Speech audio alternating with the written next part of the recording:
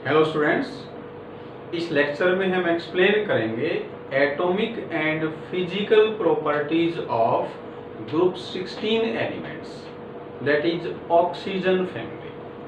16 group के elements कौन कौन से हैं? ऑक्सीजन, सल्फर, सेलेनियम, टेलुरियम और लास्ट में है पोलोनियम। ये रेडियो एक्टिव एलिमेंट है। हमें पता है रेडियो एक्टिव एलिमेंट्स का हाफ लाइफ कम होता है, तो प्रॉपर्टी सिर्फ 4 एलिमेंट्स की ही नोन होगी। इन एलिमेंट्स को चाकोजेंस बोलते हैं। These elements are known as chalcogens ore forming elements. ये और फॉर्मिंग है, और फॉर्म करते हैं। Because many metal ores occur as oxides and sulphides. काफी सारी मेटल्स हैं, वो अर्थ क्रस्ट में एग्जिस्ट करती हैं। किस फॉर्म में? ऑक्साइड में या सल्फाइड में। फॉर एग्जाम्पल आयरन किस में पाया जाता है? ऑक्साइड की फॉर्म में। इसको हेमेटाइट बोलते हैं। ये जिंक का और है, जिंक सल्फाइड, इसको जिंक ब्लेंड भी बोलते हैं। तो इसी बेसिस पे इन एलिमेंट्स को क्या नाम दिया? चाकोजेंस। इन एलिमेंट्स के लिए, इस ग्रुप के लिए general valence shell electronic configuration है ns2np4। पहली प्रॉपर्टी हम ले रहे हैं इलेक्ट्रॉन गेन एंथैल्पी। हम सभी प्रॉपर्टी नहीं लेंगे, वही प्रॉपर्टीज लेंगे जिन पे क्वेश्चंस पूछे जाते हैं। बाकी सिंपल प्रॉपर्टीज हमें पता है, जैसे एटॉमिक साइज है, टॉप से बॉटम मूव करते हैं इंक्रीज होता है क्योंकि सेल्स बढ़ जाती है, तो ये हमें पता है। इन प्रॉपर्टीज पे हमने क्वेश्चंस ले रखे हैं। तो इलेक्ट्रॉन गेन एंथैल्पी पे ये बहुत इंपॉर्टेंट क्वेश्चन है। The value of electron gain enthalpy with negative sign is less for oxygen than for sulphur. Explain. पहले तो हमें इलेक्ट्रॉन गेन एंथैल्पी क्या है ये पता होना चाहिए। ये मैंने एलिमेंट लिया ऑक्सीजन, ये आइसोलेटेड गैसियस एटम है। आइसोलेटेड गैसियस एटम किसे कहते हैं? जब एटम्स के बीच में इंटर एटॉमिक फोर्स नेग्लिजिबल हो, जो गैसियस स्टेट में होता है, तो ये क्या कहलाएगा? Isolated gaseous atom. हमें पता है इसकी वैलेंस सेल कंप्लीट नहीं है, उसको कंप्लीट करने के लिए इलेक्ट्रॉन को गेन करेगा। और जब ये इलेक्ट्रॉन को गेन करेगा तो इस दौरान एनर्जी रिलीज होगी, क्योंकि ऑक्सीजन के प्रोटॉन्स और इस एक्स्ट्रा इलेक्ट्रॉन में नए फोर्स अराइज हुए। जब पार्टिकल्स के बीच में फोर्स ऑफ अट्रैक्शन अराइज होते हैं तो एनर्जी क्या होती है? डिक्रीज। तो इस दौरान जो एनर्जी रिलीज हुई उसको बोलेंगे इलेक्ट्रॉन गेन एंथैल्पी। अब क्योंकि एनर्जी रिलीज है इसलिए उसका साइन क्या होगा? नेगेटिव। तो क्वेश्चन ये है कि ये ऑक्सीजन के लिए कम है, एक्सेप्शन है ये। हम नॉर्मली क्या कहते हैं, ग्रुप्स में टॉप से बॉटम जाएंगे तो electron gain enthalpy less negative हो जाती है, जबकि यहाँ पर O से S के टुवर्ड्स जाते हैं तो मोर नेगेटिव होती है। ये एक्सेप्शन है। क्यों है? देखिए, ये ऑक्सीजन का इलेक्ट्रॉनिक कॉन्फ़िगरेशन है। ये एटॉमिक प्रॉपर्टीज होती है ना, ये इलेक्ट्रॉनिक कॉन्फ़िगरेशन के ऊपर बेस्ड होती हैं, तो उसी के बेसिस पे इसका आंसर लिख रहे हैं। ये सल्फर का कॉन्फ़िगरेशन है। दोनों में क्या डिफरेंस है? ऑक्सीजन में लास्ट में 2p है, यहाँ 3p है। तो ऑक्सीजन के केस में लास्ट इलेक्ट्रॉन किस में ऐड किया? 2p सब सेल में, जिसका साइज 3p के कंपैरिजन में स्मॉलर है। यानी कि 2p का कॉम्पैक्ट साइज है, स्मॉल साइज है। कॉम्पैक्ट क्यों करें? क्योंकि यहाँ 4 इलेक्ट्रॉन कम स्पेस में है, यहाँ 4 इलेक्ट्रॉन ज्यादा स्पेस में है। तो कॉम्पैक्ट साइज होने से, स्मॉल साइज होने से ऑक्सीजन के जो इलेक्ट्रॉन्स हैं उनमें स्ट्रॉन्ग रिपल्सन है। इसलिए ऑक्सीजन की एक्स्ट्रा इलेक्ट्रॉन के लिए एफिनिटी अट्रैक्शन कहीं कम है, इसलिए एनर्जी रिलीज कम होगी। जबकि सल्फर के अंदर जो एक्स्ट्रा इलेक्ट्रॉन है वो किस में ऐड करेंगे, कंपैरेटिवली बिगर 3p सब शेल के अंदर। बिगर होने से यहाँ इंटर इलेक्ट्रॉनिक रिपल्शन कम है, इसलिए सल्फर की एफिनिटी एक्स्ट्रा इलेक्ट्रॉन के लिए ज्यादा, मतलब सल्फर एक्स्ट्रा इलेक्ट्रॉन को स्ट्रांगली अट्रैक्ट करता है, इसलिए सल्फर के केस में ज्यादा एनर्जी रिलीज होगी, इसलिए मोर नेगेटिव होगी। तो ये आंसर लिखेंगे, क्या लिखा है इसमें हमने, in case of oxygen extra electron is added in compact 2p subshell in which there are strong inter-electronic repulsions. But in case of sulfur, extra electron is added in bigger 3p subcell, which has greater affinity for extra electron. Hence हम क्या कर देंगे, electron gain enthalpy for oxygen is less negative या sulphur is more negative.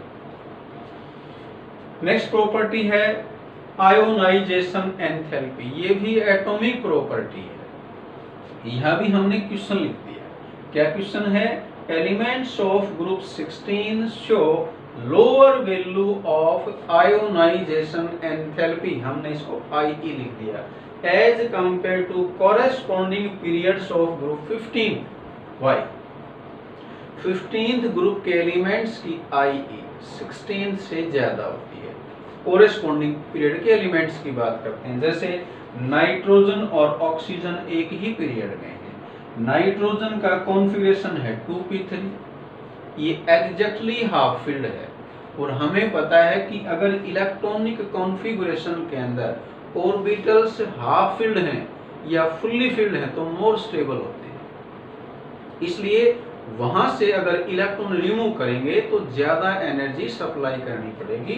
तो यहां हमें सिर्फ ये लिखना है, it is due to extra stability of half filled p orbitals electronic configurations of group 15 elements.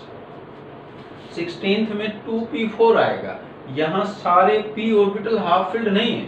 अगर p में इलेक्ट्रॉन 3 हैं तो क्योंकि p के तीनों ऑर्बिटल में एक एक इलेक्ट्रॉन आ जाएगा, तो यहाँ सिमेट्री है, एक समान नहीं है।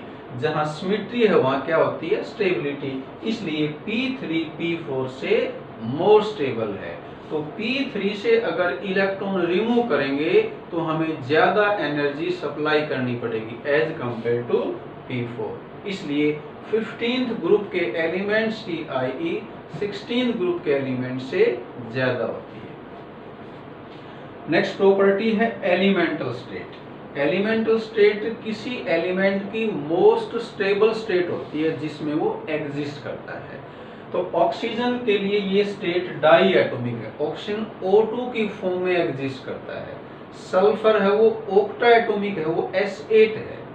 ये ऐसा ही हमने प्रीवियस ग्रुप में बताया था, नाइट्रोजन N2 होता है, फास्फोरस P4 होता है, सेम रीजन है। क्या कहना हमने, oxygen is a diatomic because it can form p-pi bond due to its smaller size.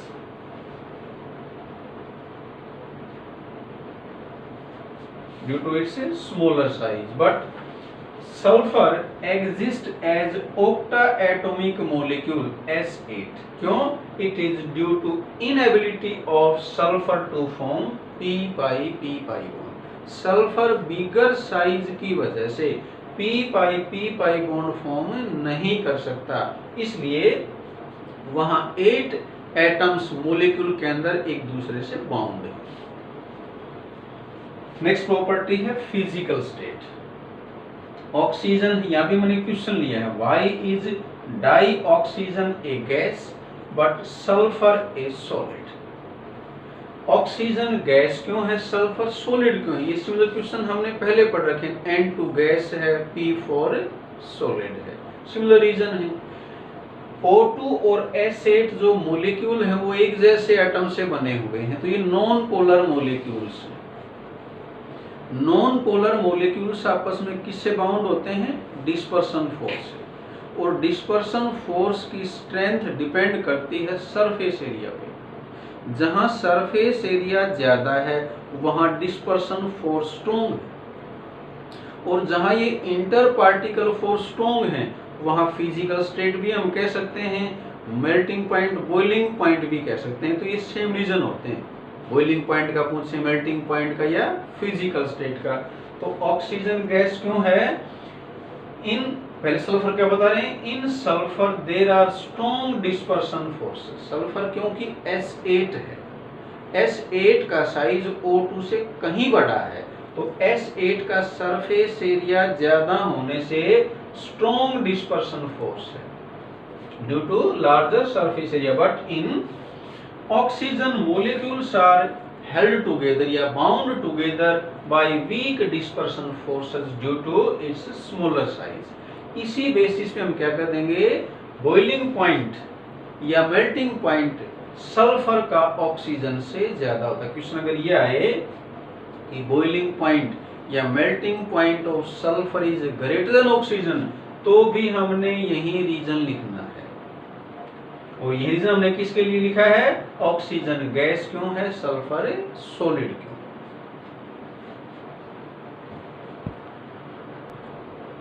Next property है कैटिनेशन। कैटिनेशन क्या है? एक जैसे एटम का आपस में कंबाइन करके लॉन्ग चेन फॉर्म करना या रिंग फॉर्म करना, मतलब ये सेल्फ लिंकिंग प्रॉपर्टी है। कैसे डिफाइन करेंगे? It is the self linking property of atoms to form long chain और रिंग। अब ये देखिए सल्फर है, उसमें 8 एटम का रिंग है। ऑक्सीजन के अंदर मैक्सिमम 3 एटम आपस में कंबाइन करते हैं, किसमें? ओजोन में। तो ये जो प्रॉपर्टी है कैटिनेशन, किसमें ज्यादा हुई? सल्फर में। हमें पता है कैटिनेशन है वो एलिमेंट एलिमेंट बॉन्ड स्ट्रेंथ के डायरेक्टली प्रोपोर्शनल है। जिस केस में ये स्ट्रॉन्ग बॉन्ड होगा वहीं कैटिनेशन ज्यादा होगी।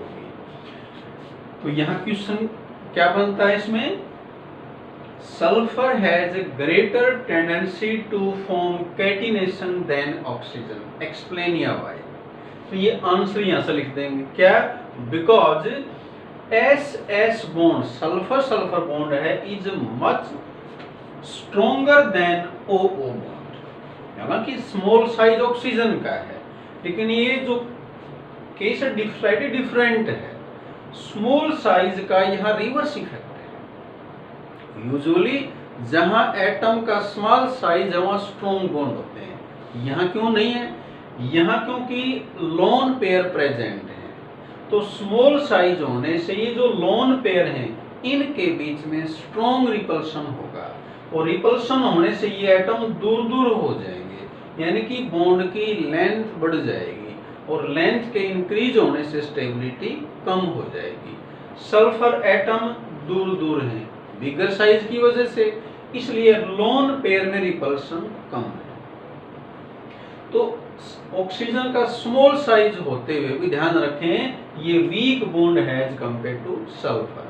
तो कैटिनेशन कहाँ ज्यादा होगी? जहां स्ट्रॉन्ग बॉन्ड होगा। तो ये पिछले उसमें ग्रुप में आया था, फॉस्फोरस की कैटिनेशन पावर ज्यादा होती नाइट्रोजन से। रीजन क्या था? PP bond is more stable then NN bond. यहाँ भी सेम रीजन है, SS bond is more stable then OO bond, इसलिए सल्फर की कैटिनेशन पावर ऑक्सीजन से ज्यादा होती है। नेक्स्ट ये क्वेश्चन लिया हमने, ये नाइट्रोजन फैमिली का क्वेश्चन है। Nitric oxide become brown when released in air, give reason. हमें पता है NO है, ये NO का स्ट्रक्चर है, N के पास ओड इलेक्ट्रॉन है, इस ओड इलेक्ट्रॉन की वजह से क्या है? ये रिएक्टिव।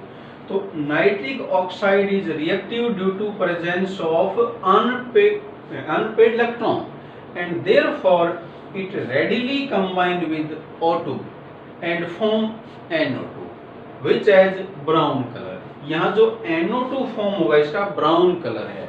NO है ये कलरलेस है, NO कलरलेस है, लेकिन जब ये एयर में जाएगा तो ऑक्सीजन से रेडिली कंबाइन कर लेगा। क्यों? क्योंकि N के पास ओड इलेक्ट्रॉन है, इसलिए क्या बन जाएगा NO2, और NO2 का ब्राउन कलर है। नेक्स्ट क्वेश्चन है, in the structure of nitric acid molecule NO bond is shorter than NOH, explain. देखें, ये नाइट्रिक एसिड का स्ट्रक्चर है, यहाँ रिजोनेंस है। रिजोनेंस की वजह से जो NO बॉन्ड है, जहां भी रिजोनेंस होता है वहां बॉन्ड पार्टली डबल होते हैं। तो ये जो NO बॉन्ड है, ये बॉन्ड कह दें, ये कह दें, ये रिजोनेंस की वजह से पार्टली डबल बॉन्ड है, जबकि जो NOH बॉन्ड है वो सिंगल है। हमें पता है डबल बॉन्ड की लेंथ सिंगल बॉन्ड से कम होती है, इसलिए NO बॉन्ड क्या है, शॉर्टर देन NOH।